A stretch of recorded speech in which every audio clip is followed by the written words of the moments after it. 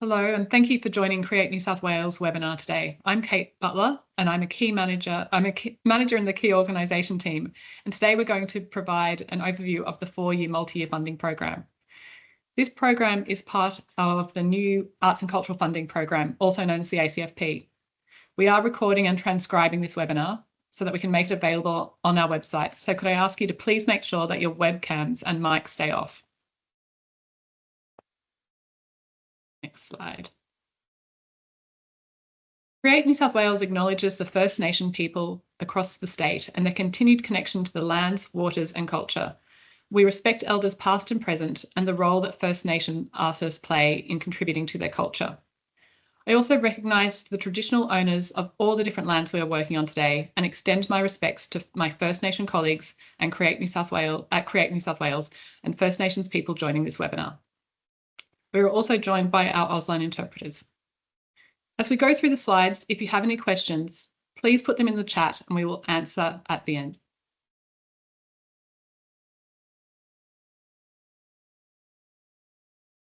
The 4-year multi-year funding program provides core investment to the New South Wales arts and cultural sector to support sustainable growth and strengthen the creative ecosystem in New South Wales. It has a focus on driving outcomes for New South Wales citizens through opportunities to contribute to and experience arts and culture.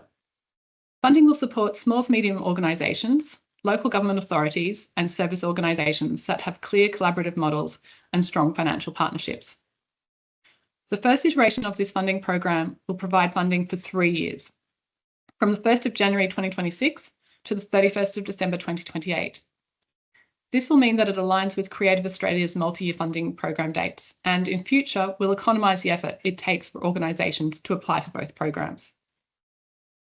Applicants can apply for a minimum of $100,000 per year and up to $600,000 per year. However, you cannot apply for more than 80% of funding from Create New South Wales. When developing your budget and your funding request, you also need to keep in mind that if your organisation is successful in receiving multi-year funding, you cannot apply for additional ACFP project funding. Applications will open on the 23rd of October this year and close on the 2nd of December, and you'll be notified of the outcome about 8 weeks after the closing date.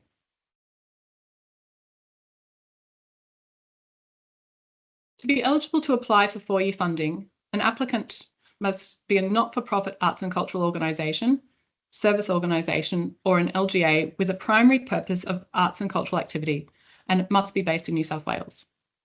If you are an independent arts and cultural organisation based outside of New South Wales and can demonstrate that your program fills a gap in the New South Wales arts and cultural ecology, you can seek approval to apply by emailing multiyear@create.nsw.gov.au. To be eligible, applicants must also have been operating and delivering arts and cultural programs or services for 2 years, have an income of over $100,000 in their most recent financial year, and you cannot apply for 100% of funding, but you need to have at least 20% of your income from somewhere else. If you are working with First Nations artists and or communities, you must adhere to the Indigenous cultural intellectual property policies and procedures and Create New South Wales Aboriginal cultural protocols. You cannot apply for 4-year funding if you are already receiving Create New South Wales funding for the same period. And for organisations with a main focus on filmmaking and screen production, programs for support are managed by Screen New South Wales. And Sound New South Wales manages programs supporting organisations focused on contemporary music. Please make sure you read the guidelines to check your eligibility, and we'll post a link in the chat now.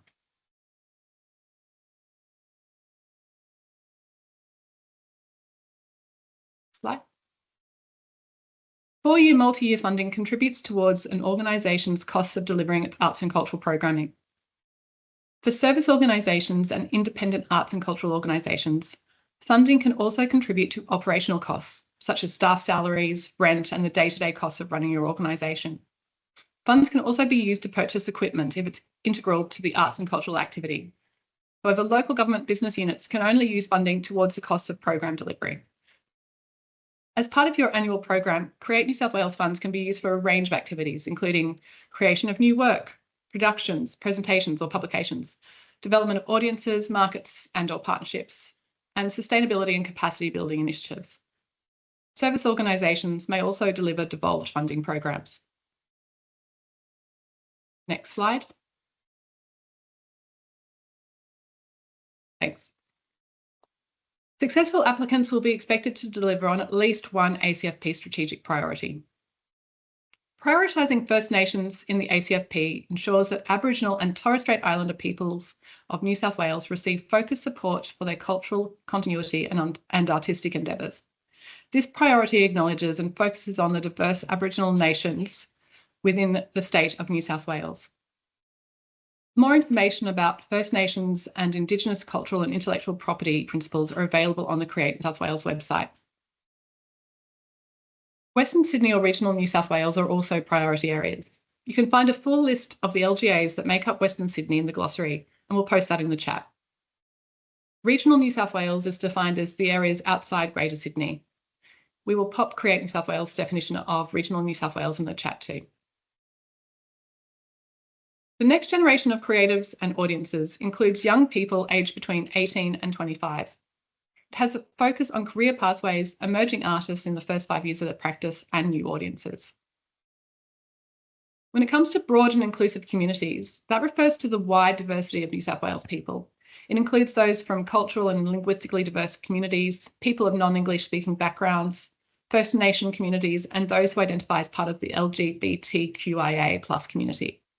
You may also like to consider the diversity of audiences, artists, and arts and cultural workers. When thinking about broad and inclusive content, it can include new and emerging digital and experimental art forms and practice, as well as existing and traditional art forms. Accessibility and equity is another priority area, and this is about minimising barriers for engagement to your programs. This means the inclusion of people with disability or who are deaf, but can extend to physical, financial, economic, and social accessibility too. Next slide, thanks. On to the application requirements. The application requirements and form have been streamlined as part of the new ACFP to make the process simpler, fairer, and faster. The application form, which is submitted via Smarter Grants, will include 3 questions requiring written responses. These questions are also included in the guidelines that are online now. The first question focuses on the unique role that your organisation plays in the New South Wales arts ecology. When considering your response here, you might like to think about what would New South Wales lose if your organisation did not exist? You could think in terms of audience, art form, practice, artist development, and so on. The second question is your opportunity to explain how you will deliver on at least one of those ACFP strategic priorities. The third question is about key financial partnerships. This ties in with the requirement to have at least 20% of your income from sources other than Create New South Wales and into financial stability. When identifying your financial partner or partners, this may be with other arts organisations, funding from local government, philanthropy, or a partnership with a business. Right.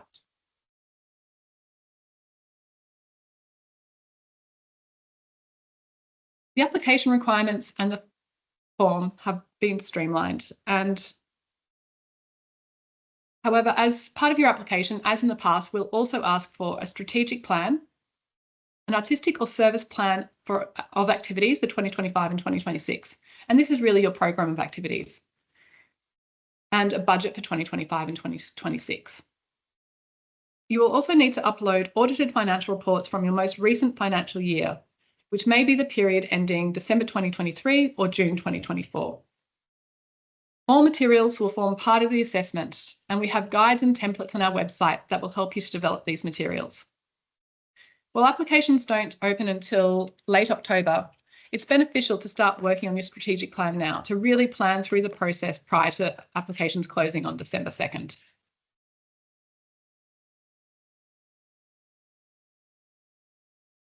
Now on to assessment. Applications will be assessed against 4 weighted assessment criteria. Artistic and cultural leadership is weighted at 40%, and this is about your organisation's position within the New South Wales arts ecosystem. This criteria looks at how your organisation contributes to the art form, region, or sector it services. For service organisations, this criteria will also address how you deliver development programs or devolve funding to build sector sustainability. The diversity and participation criteria is the next criteria. It's weighted at 25%. It prioritises First Nations arts, culture, communities, and self-determined practice.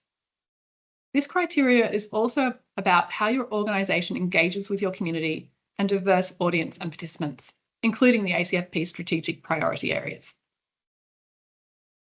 Career Pathways contributes 10%, and it's focused on supporting New South Wales arts and cultural workers, including creating pipelines for young workers and leaders. It's also about demonstrating First Nations self-determination by providing opportunities for First Nations creatives and arts and cultural workers. The fourth criteria is organisational sustainability. This is weighted at 25%. This criteria assesses good governance, safe workplaces, strong financial management, which includes strong financial partnerships.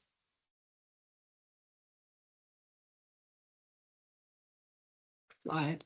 In the application form, you'll be prompted to select which of these 10 art form boards best suits your organisation's application.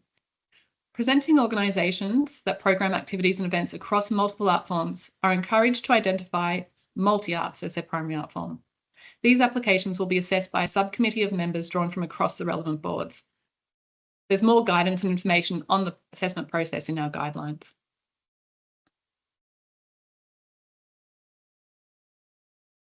Reporting requirements have also been reduced as part of the simpler, fairer and faster new ACFP.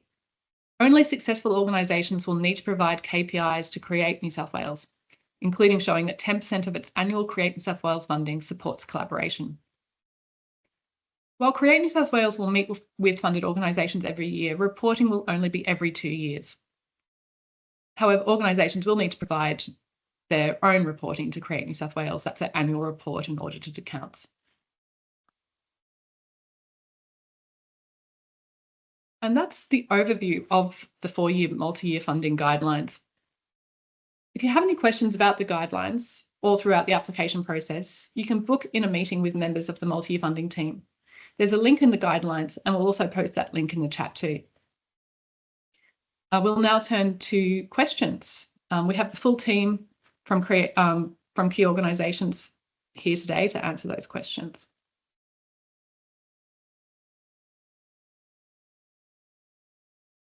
We have a question from James first up. Will the recording of the session also be accessible, and if so, how? Yes, we'll post the webinar online. That might take a day or so, and it's been transcribed as well. And we have a question from Mary Elizabeth. Does LG funding for a local government business unit count as income, or does this need to be earned income?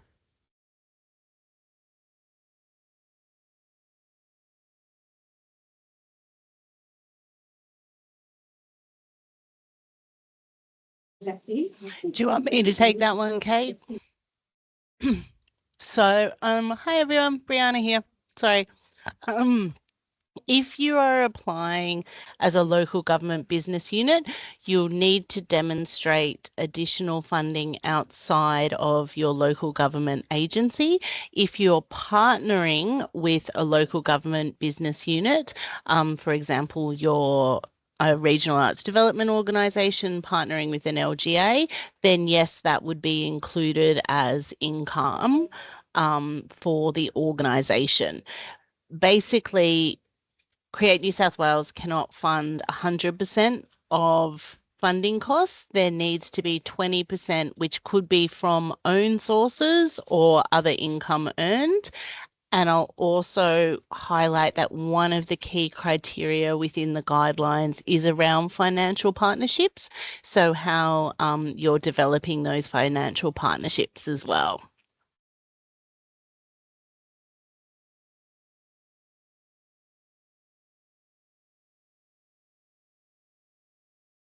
We have a question from Caitlin. In regards to the funding period, if this is 4-year 2+2, will 2029 also be included in this funding program? No, it's a 4-year program, but in this first iteration of it, it's 3 years so that we're going to align with Creative Australia's multi-year funding program. So it begins 1st of January 2026 and ends the 31st of December 2028. The reporting is every 2 years, but in this case, it will be at the end of 2026 and then at the end of 2028. Thanks, Kate.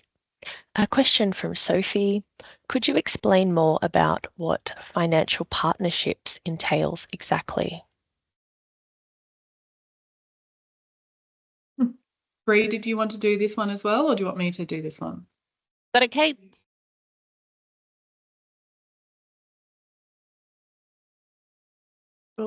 I think Kate has frozen, so I might take this Sorry.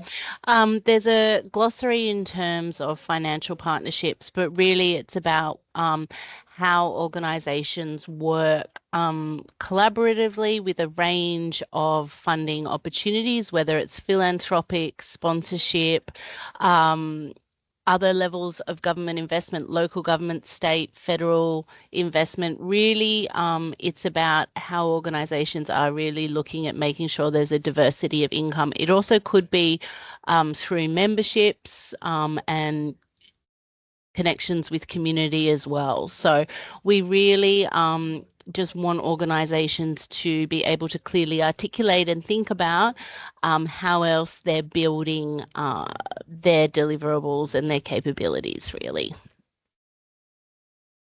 Thanks, Bree. Brianna.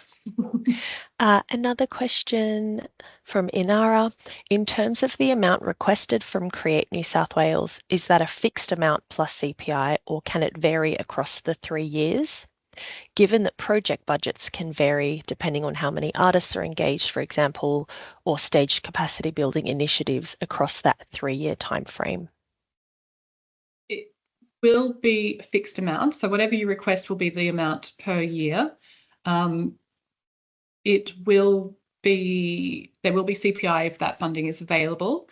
In terms of project budgets varying each year, I think if you think about it holistically and what you might want to do and bundle it all together, that's the best way to approach the total ask. But Bree, have you got something to add as well?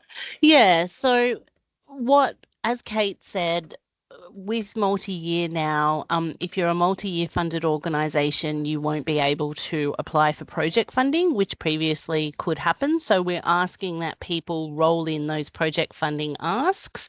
As you guys would all know, project funding previously was capped at 60,000. So if you think about that as a good baseline of in addition to what you might be asking for in terms of your operational costs as well, it's a good starting point.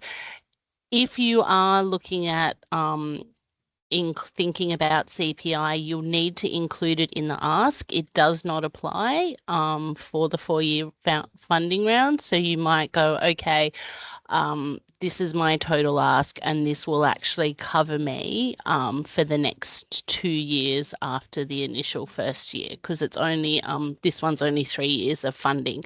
Again, the amounts that you ask for, we absolutely strongly recommend that you think about what you're doing now. We acknowledge that costs have increased, and so thinking about what you can deliver now and what you need to do that, because at the moment there is a shortfall for many organisations in terms of current funding levels and that cost increase. So it's really about a sustainability of organisations in that. Thanks, Brianna. A few more questions here. We have a question about the access and equity priority. Is this also about how accessible and inclusive your workplace is? We need to be supporting diverse teams and workplaces to be able to safely support diverse programs and audiences. Bree, I saw you pop up, but yes, it's about your organisation, your programs, and also internally in your organisation as well. So it is, again, holistic. And just to add to that, also one of the key areas around organisational sustainability is around workplace safety, and that is about accessibility and diversity in the workplace. We also are really committed to making sure that organisations are ensuring that for their artists, for their audiences and for their communities. And so even when you look at budget items, make sure that you're including all of those accessibility costs, because it's a real positive in terms of those key priority areas, because it demonstrates that you as an organisation are thinking about this and will be delivering it. Great. We have a question from Ian. What is the total funding pool? How many organisations does the fund have capacity to support? That's me. At the moment, we're just finalising what the budgets will be spread out across there, and we won't be able to say what the number of organisations is because it is dependent on the ask as well for organisations. So once we're able to understand what people are asking for, then we'll have a better idea of it. And again, going back to my earlier point, this is really about asking for what you need to deliver what you're doing now.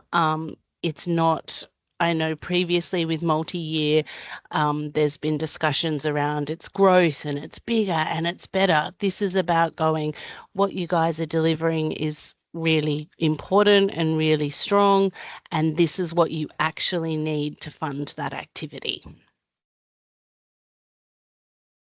A question from Grant. What is the definition and breakdown of the $100,000 income? What components can be used to make up the turnover? So the 100,000 can include grants from Create New South Wales and other sources. When it's including Create New South Wales grants, it cannot include infrastructure or COVID funding. But if in the last financial year you had some funding from Create New South Wales, from local government, other sources, etc., that can be included in your turnover for that period.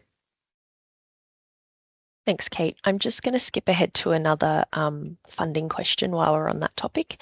From Miles, is it likely that organisations will be funded for less than their ask? We would hope not, but again, it will be budget dependent. What we are saying, and what I will say, is that when you do put your ask in, that you be as realistic as possible, and also noting that we cannot fund more than what you ask for, but there is the option to fund less. Going back to Lee's question, what is the expectation for the level of confirmation of the 2027 program, as a lot of venues will not be looking at 2027 until early next year? Hard to lock in dates and venues for this application. You don't need to provide program of activities for 2027 as part of your application. So we'll be collecting 2025, even though that's not funded, 2025 program of activities, 2026 program of activities, and then your strategic plan will address your activities and strategic goals more broadly, but we don't need the 2027 program at this stage. We'll collect that later as part of your reporting if you're successful. A question from Ben. It's a follow-up question on Sydney Eisteddfod. The guidelines say we cannot apply if it has a primary focus of delivering competitions, awards, or fundraising activities. If we have expanded focus to cover initiatives such as education and international residency programs, but our primary activities in terms of numbers, over 400 events across May to September, is still a competition, will the panel deem our application as not eligible? Me. Hey Ben, lovely to see you. In terms of, we won't fund the fundraising competition or awards activities.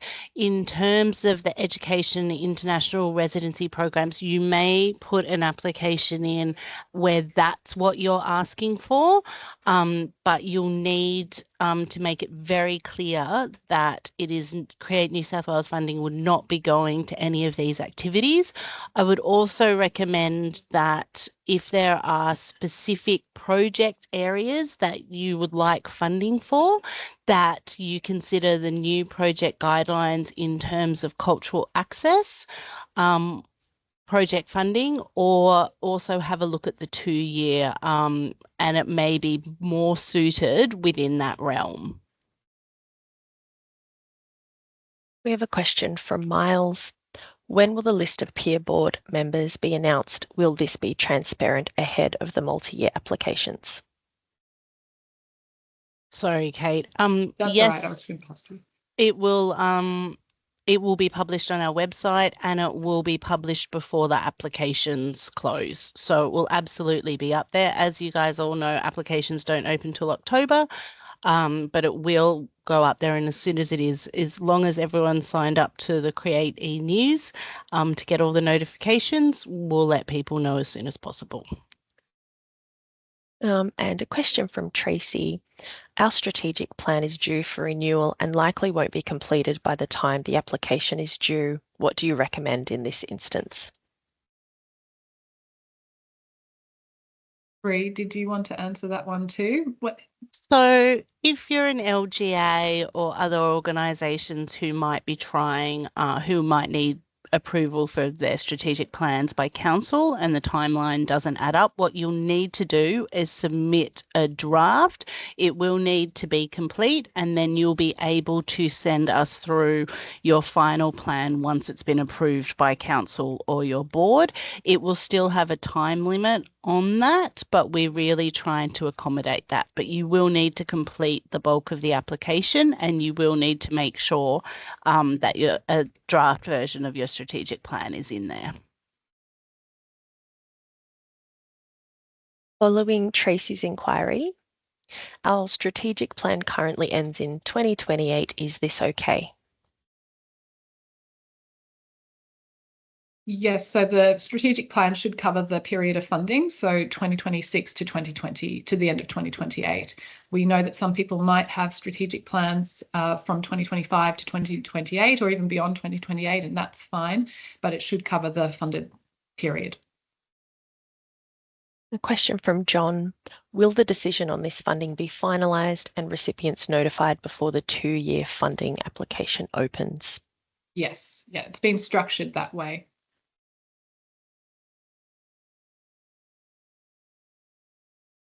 We don't have any further questions at the moment. If there aren't Looks any like more questions in the next minute or two, did we just get another question? Yes, when will we know the outcome? So about 8 weeks after the closing date. So what's that, early? It closes 2nd of December, so about 8 weeks after that. Due to the Christmas shutdown, it may just be a little bit longer for that. So I think we've advertised that applicants will be notified in March. Yep. Any more questions? That looks like it for the moment. We've just posted a link to the online bookings if you want to have a look at that and book in with one of our members to discuss your application. And you can do that at any stage, whether you're looking at the guidelines or when it comes to submitting the application form. If you've got more questions, you can book another time as well.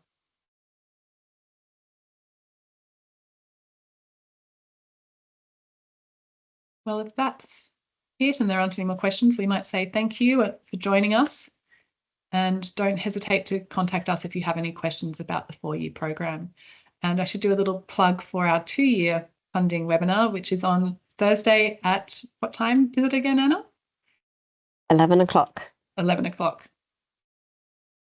See you then. Thanks, everyone.